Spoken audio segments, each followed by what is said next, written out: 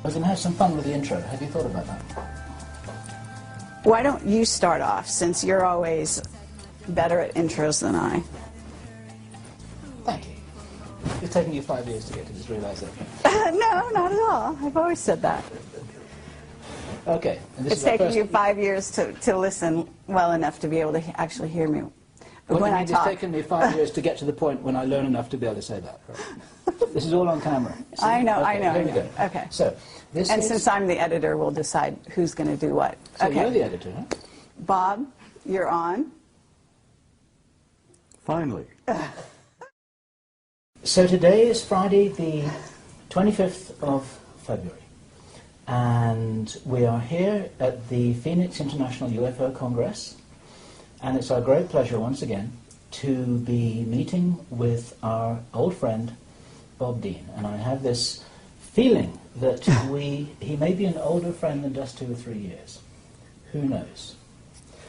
And I'm delighted to have this opportunity to share a vintage-style Camelot interview in Bob's presence. And Bob, there's something very remarkable happening here, that the three of us are together in the spirit of It's a nice reunion. a reunited family.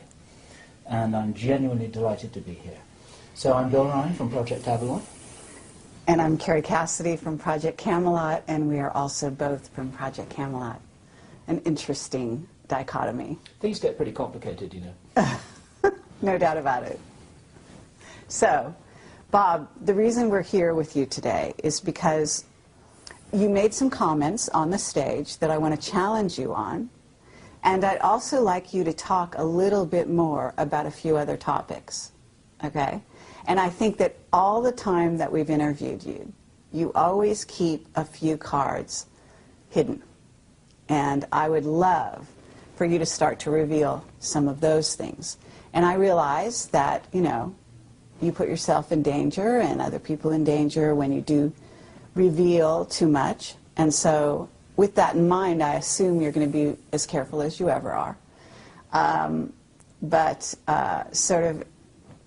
would love you to disclose as much as you can, because who knows how many more opportunities we're going to have to really get you on camera, and especially in this arrangement with the two of us here, just like old times. Well, you know, I have this feeling sometimes that Bob's going to outlive us both, actually. I know, he looks fabulous, so this, you know, it should be against the law to look so wonderful. At, what, 82? Are you 80? I'll be 82 next week. Lovely. All right. 2nd of March. Fabulous. Happy birthday, And Bob. as I said in my speech yesterday, every time I get out of bed, I'm in a state of shock that I'm still here. But I am still here because apparently I've not completed what I came to do. Apparently not. Well, you're needed. That's for sure. What do you feel you are here to do, Bob? Something which I said to you just the other day is that the information that you share isn't as important as the inspiration that you provide. And I wondered what you felt your job really was. It took me a long time to reach the conclusion of why I really was here. I don't think there's a person on the planet that doesn't at some point in their lives ask themselves, who the hell am I? Why am I here? What's the purpose of life? What's it all about? Alfie, as the saying goes. It took me a long time to come to terms with why I was here. I shared with you some time back about the fact that I'd had a number of past life hypnotic regressions. And that opened a can of worms for me. But it also indicated to some degree why I really had come this time. Because like everyone else, I've been here many times.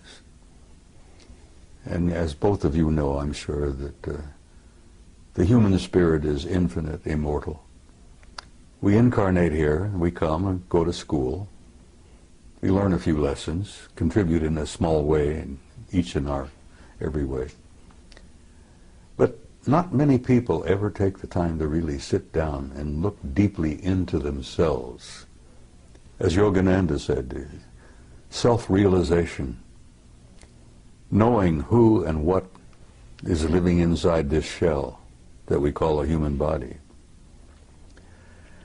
And like most humans, I went through a big chunk of my life, as I said, 3 different careers. And only in the last 10 to 15 years have I really begun to deeply look into myself and come to terms with myself. And as the Hindus say, the self is the immortal being that lives temporarily in this shell. And I had some interesting conversations with myself. Hey, see here, self, who the hell are you? Who am I? Why am I here? And self replied, you are an immortal being and you came to do a job. Now, damn it, well, get on with it. Do what you came to do. And only in this third career, as it were, where I've been traveling the world speaking publicly at major conferences, Barcelona, Madrid, Mexico City, Atlanta, everywhere.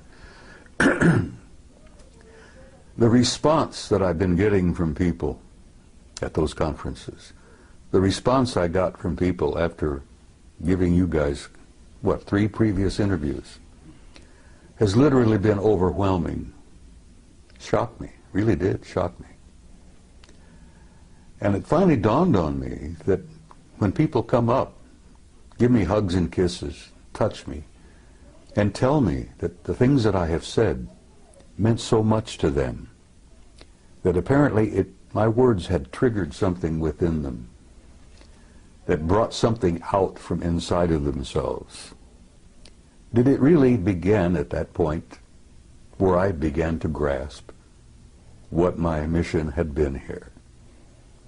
And it's simply this. You know, I'm not a great scholar, I'm not a great philosopher, I'm not a great much of anything.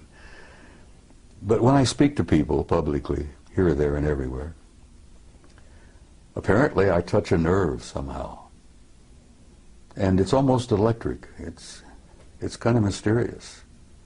And they come up and grab me and hold on to me and tell me what I had to say meant so much to them. And I say to them, I'm not telling you anything that you don't know. I've never told anybody anything that you don't know within yourself. I touch them. Remember the old Hindu story where the holy man, the guru, goes up and knocks a person in right between the eyes, and then all of a sudden they wake up? Well, I found that apparently I've been doing a little bit of that. Because I've been reminding people who they are, what they are. And I remind them that you're not just the human body that you see in the mirror. You're an immortal being. You've lived forever. God knows how many eons of time we've been at this. And you're going to continue to live forever. That you are an infinite soul, a spark of divinity. And saying that to people apparently triggers something in them, where they really begin to look into themselves. And as I say, I've not told you anything that you didn't already know. And as my old friend from Galilee said, you know, the kingdom of God is within you. And that does cause a bit of a spark of recognition in people. Well, Bob, with that in mind, when you were on stage yesterday, you said that people out there, and you didn't mean the audience you were talking to, but you said they couldn't handle the truth. The masses. Yes. And I actually want to take issue with that, because well, we've taken issue with that before. Yes. You are convinced that everybody's ready. No, it's not so much that they're ready. It's that they can deal with it. To know. Well, having the right to know. And judging for them is just what the Illuminati have always done. They have decided what we're allowed to know and what we're not allowed to know. And it's not up to them. It's not up to you, and it's not up to anyone else to determine who is ready to know and who isn't. It's up to them to know. I'm not determining for anybody who's ready. I know, but what I'm saying is, you know, you are a leader, okay? And for you to go on stage and say that they're not ready is not encouraging the people and acknowledging the people out there, the young people especially, who actually out there in the masses don't need to go to a UFO conference in order to prove that they're not only ready, but they've been on that page for a very long time.